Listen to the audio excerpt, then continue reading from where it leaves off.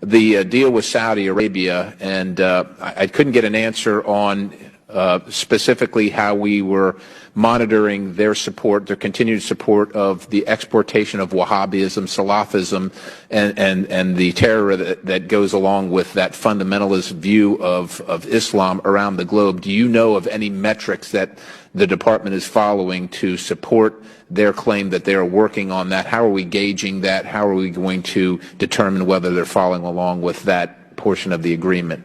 Well, one of the outcomes of the President's summit in Riyadh was the creation of the Center to counter extreme Muslim messaging with Saudi Arabia. This center now exists. It was inaugurated while we were there.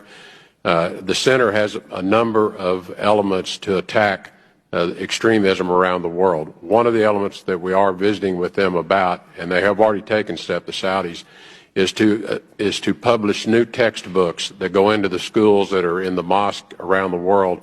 These textbooks are to replace textbooks that are out there today that do advocate extreme Wahhabism viewpoints around the justification for violence. We've asked that they not just publish the new textbooks, we've asked that they retrieve the existing textbooks so we get those back. That's just one example. This center is going to have a very broad range from social media to broadcast to how young imams are trained in the theological centers. And we are working with them today with the establishment of the new center. What are the measures that we will hold ourselves accountable to? That is one of the charges that the State Department is working with the Saudis and others as we bring this center up to an operating level.